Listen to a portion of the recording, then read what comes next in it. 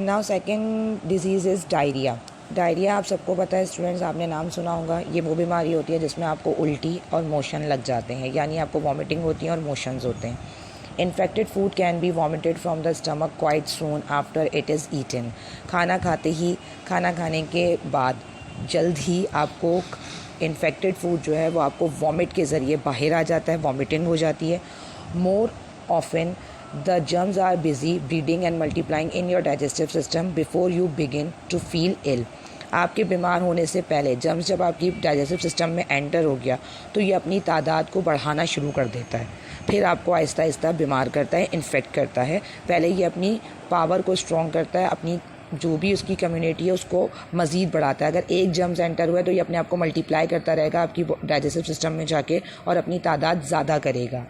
White blood cells rush to destroy the germs and the liquid food is rush out through the digestive system and out of the rectum.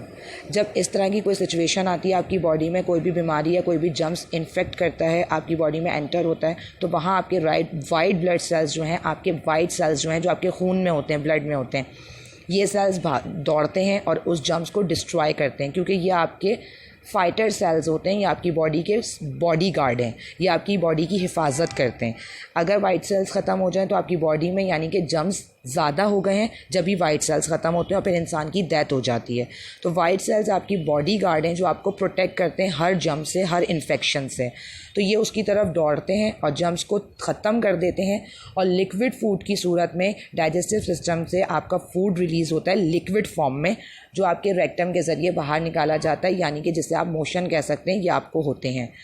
You can see why diarrhoea is often called the runs. क्यों आप ये देख सकते हैं कि अक्सर diarrhoea को runs क्यों कहा जाता है? इसलिए कहा जाता है क्योंकि इसको भगाया जाता है आपकी बॉडी से, इसको निकाला जाता है, और ये निकालने का काम कौन करता है? आपके वाइट ब्लड सेल्स करते हैं। Diarrhoea stop when the infection clears up. Diarrhoea जब ख़त्म हो जाता है, जब आपकी बॉडी से इन्फेक्शन कम्प्लीटली ख़त्म हो जाए तो डायरिया स्टॉप हो जाता है, रुक जाता है। During the attack a great deal of water and important mineral salts and vitamins may be lost.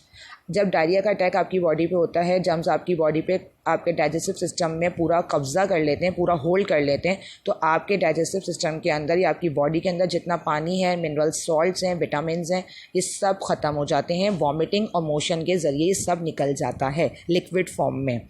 Diarrhoea is seriously illness in babies as they quickly become dehydrated, dry out and ill. Diarrhoea जो है एक बहुत ख़तरनाक, जो कहने आप serious बीमारी है जो बेबीज़ के अंदर अगर हो जाए तो ये बेबी के अंदर डिहाइड्रेशन, पानी की कमी कर देती है। सिर्फ बेबीज़ में नहीं, एल्डर में भी, बड़े लोग हों, छोटे लोग हों, बच्चा हो, किसी के लिए भी डायरिया ख़तरनाक हो सकता है। इसको आप फॉर ग्रांटेड ना लें, इसको हल्का ना लें, बल्कि इसको नज़रअंदाज करने के बजाय इसकी फ़ौरन ट्रीटमेंट किया करें और अपनी बॉडी में जो आपकी बॉडी से वाटर, मिनरल्स और विटामिन्स रिलीज़ हुए इन्हें रिकवर करने की कोशिश करें। The lost water must be replaced and the baby taken to a doctor if the diarrhea lasts more than a day। किसी को भी, बेबी हो, बड़ा एल्डर हो, यंगर पर्सन हो, कोई भी हो, अगर किसी को भी डायरिया है तो उसका जो वाटर उनका लॉस्ट हुआ है उसको रिप्लेस करना चाहिए। और अगर एक दिन से ज़्यादा ये सिचुएशन रही है तो आपको फ़ौरन डॉक्टर के पास जाना चाहिए। डॉक्टर आपको ड्रिप या कोई भी ORS सोल्यूशन वगैरह टाइप मेडिसिन्स या लिक्विड देगा, जिससे आपके बॉडी में वाटर, मिनरल्स एंड विटामिन्स की कमी को पूरा किया जा सके। Extra hygiene is very important, otherwise the infection can spread to other people in the house. आपको सफाई का बहुत ख्याल रखना है, साफ़ सुथरा रहना है, सेहत का ख्याल रखना है, वरना ये इन्फेक्शन किसी और के अंदर भी ट्रांसफ़र हो सकता है, आपकी फैमिली के अंदर। तो डायरिया जो है बहुत कोई आम बीमारी नहीं है, बहुत जल्दी होती है। जब गंदगी ज़्यादा हो, बारिश का मौसम होता है, मक्खियाँ ज़्यादा होती हैं, जर्म्स ज़्यादा फैले हुए होते हैं, तो ये ज़्यादा फैलता है, जिसमें आपको उल्टी मोशन लगते हैं। बट इसको आप बहुत लाइटली वे में ना लें, इसको सीरियस समझें, और अगर एक दिन से ज़्यादा आपको है तो आप डॉक्टर के पास जाइए और उनसे डिस्कस कीजिए, कंसर्न कीजिए, और जो भी वो बताते हैं आपको ट्रीटमेंट, आप वो कीजिए। अगर वो आपको कहते हैं कि मेडिसिन दीजिए, ORS का पानी पीजिए, और या जो भी नॉर्मल वाटर है जो आपको बताया जाता है, आपकी डायरिया ठीक हो जाएगा तो ठीक है, अदरवाइज़ वो ड्रिप पे लेके जाते हैं आपको, या इंजेक्शंस जो भी होता है वो उसका पूरा आपको ट्रीटमेंट देते हैं। तो इसका ट्रीटमेंट ज़रूरी है। और बच्चों में अगर ये हो जाए तो बच्चों के लिए ये जानलेवा भी हो सकती है। बच्चों के लिए नहीं, ये बड़ों के लिए भी जानलेवा है, क्योंकि ये आपकी बॉडी से पानी को बिल्कुल ख़त्म कर देती है, मिनरल्स ख़त्म कर देती है, और आपकी बॉडी बिल्कुल ड्राई हो जाती है, सूख जाती है। और अगर स्टूडेंट्स आपको पता हो तो आपकी बॉडी 70% वाटर पे कंसिस्ट करती है। तो पानी की कमी आपकी बॉडी में बहुत से फंक्शंस को रोक देती है या ख़राब कर देती है। ठीक है, okay students, now number 3 is constipation. Constipation कहते हैं कब्ज़ को। ये भी आपके डाइजेस्टिव सिस्टम की एक प्रॉब्लम होती है या जिसे हम कहते हैं डिजीज़ होती है। डिजीज़ नहीं कहेंगे, प्रॉब्लम है। समटाइम्स लोगों को होती है और किसी को नहीं भी होती। ज़रूरी नहीं है कि सबके अंदर ये प्रॉब्लम हो। Part of the food you eat, जो खाना आप खाते हैं इंक्लूडिंग द फाइबर, जिसमें फाइबर भी इंक्लूड है, can not be broken down by the digestive system. वो ब्रोक नहीं हो पाता, नहीं टूट पाता डाइजेस्टिव सिस्टम के अंदर। It travel to the rectum where it form feces. ये चल कर आता है रेक्टम के अंदर। रेक्टम वो पार्ट है जिसमें खाना आपका स्टोर होता है, वो खाना जो आपकी बॉडी ने डाइजेस्ट नहीं किया, अनडाइजेस्टेड फूड, और वहाँ जाकर बन जाता है वो फीसिस की शक्ल में। फीसिस वो जो आप वॉशरूम जाकर अपना वो पार्ट जो आपका डाइजेस्ट नहीं हुआ खाना बाहर निकालते हैं अपनी बॉडी से। The faeces are pass out by the anus. Faeces pass होता है एनस के by powerful muscles. Powerful muscles मौजूद हैं जिनके ज़रिए वो प्रेशराइज करते हैं उसे, और वो फीसेस आपके एनस से निकलता है। People have very different lavatory habits. हर बंदे की अपनी अलग अलग हैबिट्स होती हैं। Some people go 4 times a day, 1 a day, every 4 day और एनीथिंग इन बिटवीन। हर बंदे की अपने जो है एक रूटीन होती है, एक हैबिट होती है, आदत होती है। कुछ लोग दिन में 4 दफ़ा भी वॉशरूम जाते हैं, कुछ 1 दफ़ा जाते हैं, कुछ 4 दिन में 1 दफ़ा, मतलब इस मकसद से जाते हैं कि आपका अनडाइजेस्टेड फूड रिलीज़ हो सके। तो हम किसी को नहीं कहते, किसी को ज़्यादा अगर जाना पड़ता है तो हम उसको कहते हैं कि डायरिया हो गया, मोशन लग गए। तो इस तरह की सबकी अपनी अपनी हैबिट्स होती हैं, ज़रूरी नहीं है, लेकिन दिन में 1 दफ़ा लाजमी आपको जो आपकी फीसेस है पास आउट होना चाहिए। ये आपका एक बहुत अच्छा रहता है आपके डाइजेस्टिव सिस्टम के लिए, यानी कि आपको ये प्रॉब्लम फिर फेस नहीं करनी पड़ेगी कॉन्स्टिपेशन जैसी। If feces are not passed out according to your usual pattern, जैसे अगर एक बंदा है वो दिन में 1 दफ़ा लाजमी जाता है फीसेस पास आउट करने वॉशरूम, और अगर वो उस पैटर्न से अलग हो गया, यानी उसे एक दिन में जो 1 दफ़ा लाजमी जाता है वो नहीं कर जा रहा, बल्कि वो 2 से 4 दिन पर आ गया है, तो उसका मतलब वो अपने पैटर्न से हट गया है, अपनी रूटीन से आउट हो चुका है। Then may become thick, hard and dry. तो वही फीसेस जो आपके रेक्टम में मौजूद हैं वो वहाँ पर थिक हो जाते हैं, हार्ड हो जाते हैं और ड्राई हो जाते हैं, खुश्क हो जाते हैं, जिसको हम वो ऐसी फॉर्म में बन जाते हैं कि जब वो आपकी बॉडी से रिलीज़ होते हैं तो आपको बहुत पेन होता है। समटाइम्स लोगों को ब्लीडिंग हो जाती है, खून भी साथ आ जाता है। तो ये प्रॉब्लम होती है आपकी कॉन्स्टिपेशन की, क्योंकि वो आपको बहुत दिन से आपके बॉडी के अंदर मौजूद है, रेक्टम में मौजूद है, पास नहीं हुआ, इस वजह से वो हार्ड, थिक और ड्राई हो गया है। This is because the waste stay in the large intestine for longer and has more than the usual amount of water absorb from it. अब जो आपके रेक्टम में रुका हुआ है, रेक्टम के पीछे मज़ीद खाना आपका रुका हुआ है जो अनडाइजेस्टेड है, जिसको बाहर निकलने के लिए जगह चाहिए, रेक्टम में आएगा, रेक्टम से एनस से निकलेगा, बट उसे जगह ही नहीं मिल रही क्योंकि रेक्टम ऑलरेडी फिल है, क्योंकि वो पुराना ही खाना अभी तक रिलीज़ नहीं कर पाया, अनडाइजेस्टेड फूड। तो क्या होता है कि वहाँ पर जब ये लार्ज इंटेस्टाइन में आपका खाना ज़्यादा दिन रुक जाता है, वो खाना जो यूज़ एबल नहीं है आपकी बॉडी के लिए, तो वो आपके लार्ज इंटेस्टाइन्स में जितने भी वाटर है, मिनरल्स हैं, इन सबको एब्जॉर्ब करना शुरू करता है, इन सबको अपने अंदर जब्स करना शुरू कर देता है। इससे आपकी लार्ज इंटेस्टाइन्स ड्राई होना शुरू हो जाती हैं, जिसकी वजह से आपको तकलीफ़ होना शुरू हो जाती है पेट में। The thick, hard and dry faeces are uncomfortable और इवन पेनफुल टू पास।